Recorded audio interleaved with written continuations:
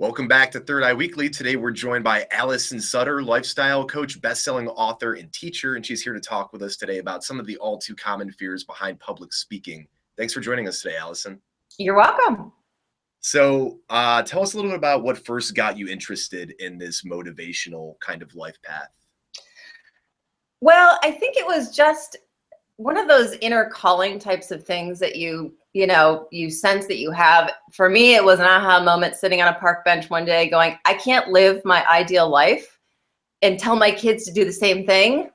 I can't tell them to do that if I'm not living it myself, is what I'm trying to say. So I had to step into the things that I wanted to do. And ironically, those were some of the things I feared the most, such as public speaking was one of my biggest fears. So I had to step into that because to be, in a motivational sense and speaking to people, you got to stand in front of them. You got to be yourself and you got to talk. So that's how I ended up there. So what were some of your greatest fears in public speaking, for instance? Well, one of them was, it took me a while to figure this out. It wasn't an awareness I had right away, but standing in front of other people and being the focus of attention, and sort of that realization came after I named my book to The Power of Focused Attention, because in being the focus of someone else's attention, we become very conscious of self. And when you become conscious of self, if you're not secure with self, you feel that uneasiness.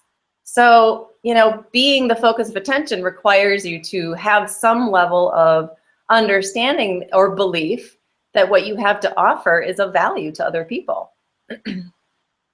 Why do you think so many of us have this kind of crippling self-fears, negative self-image that almost vies against greater fears like death and things that should seem to dwarf that fear? Well, it's conditioning, and it's misunderstanding of who we really are. Conditioning meaning that there's so much training in doing what other people want you to do. There's a lack of self-awareness, a lack of training that what I have and what I want is of value, because when we go through school, it's all about what somebody else wants for you. It's what the teacher wants for you. A lot of times it's what your parents want for you. So the conversation of what I want for me, a self-confident conversation, a self-aware conversation, typically hasn't been happening, up until you get maybe out of college, and then you begin to ask yourself, well, what do I really want for me? So it's a self-aware conversation. And if you don't have it, then you're not going to be aware of it. So, you gotta begin to have conversations like this and become self-aware and self-confident and questioning, what do I want? What is right for me? So, you got to have it in conversations like this to a younger audience. So what is this idea of the self? How do we go about cultivating the self? You mentioned a few things of maybe talking to other people about questions that might spur a self-awareness. What are some other ways we cultivate that? Well, listen to your intuition. Spirituality for me has been a big talking about to myself and looking at other teachers about who am I? What is spirituality? Who is the real me? And I believe we're spiritual beings having a physical experience. So you got to flip the premise on its end, and you got to begin to say, well, actually, I'm a spiritual being first and foremost, having a physical experience.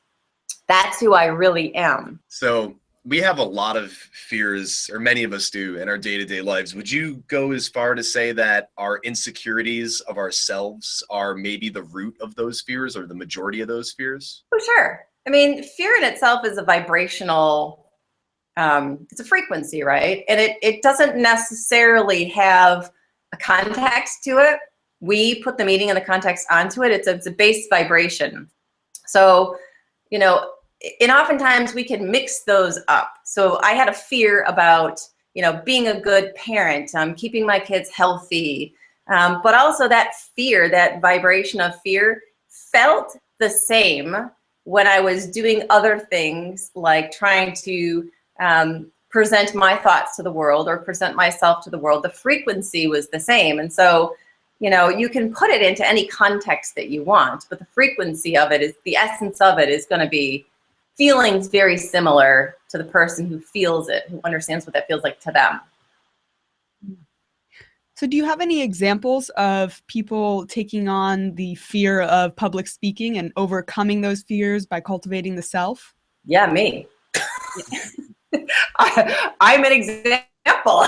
Like, it was the worst fear. Like in high school, I had a very tumultuous childhood, and so it produced for me a very unstable feeling about the world. And so that feeling about family instability translated to standing up and presenting myself in high school or even college, you know, for presenting papers and things.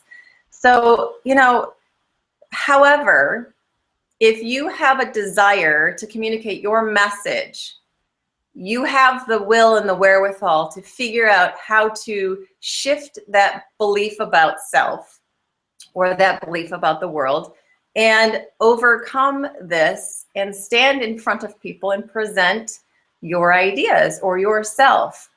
It's very possible. It can go very fast. I'll put one caveat on that, and I'll say it requires that you have something to go for that's more, that you're more passionate about than living habitually in fear. I mean, living habitually in fear can be a chronic state of being. And the only thing that's going to get you out of your chronicness, I mean, think about how hard it is to change any habit, let alone one that's, you know, you're fearful about. You've got to have something. And for me, it was this knowingness that the message I had was meant to be communicated. So I had to find ways to stabilize myself, both externally in the world around me, but also shift my belief.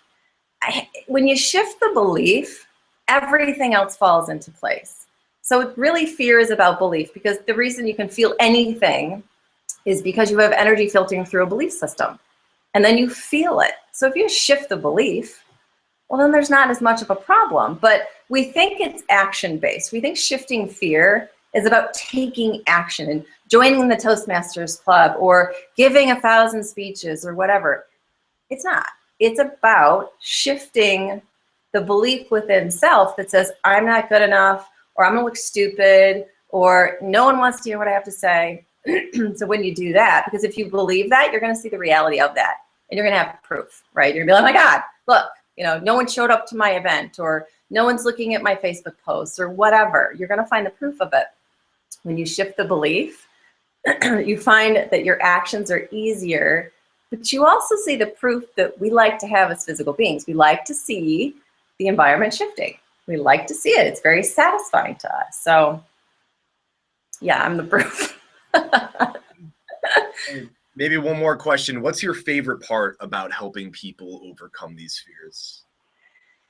My favorite part is seeing the alignment that happens in an individual, because really it has nothing to do with me. I'm a facilitator, but I'm a version of, I'm a piece of their reality, right? It's their reality. So when they come into alignment with their true self, with their ideal beliefs, and it just becomes easy for them, that's my favorite part, because life is about ease. It isn't really about struggle. In fact, I just watched this thing on Oprah, has this new belief series or something, and I watched an interview she did with the CEO of LinkedIn. And in that interview, she talked about an interview she did with a woman who was by the bedside of her dying son.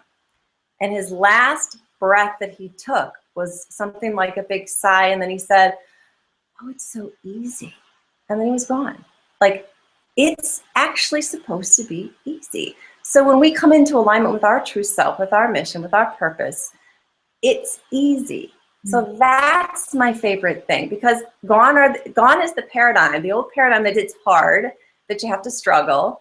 And you can see the picture of my kids in the back. Your generation and down is the one who is going to shift everything, especially even the younger kids, my kids. Because their paradigm is going to be, it's easy. I get to live my purpose, making lots of money, having a great business, having a great family life. It's easy, because when you live in that paradigm, guess what it is? So that's my favorite part. And especially, like I said, your generation and down, my own kids, everything's changing. Everything's changing. Right. Wow. Really inspiring, truly. Thanks. Change. Thank you for joining us today, Allison. That's all the questions we have. Okay. Hope you get to piece it together. Oh no, it'll be We'll totally work fine. it out. Thank you. Okay.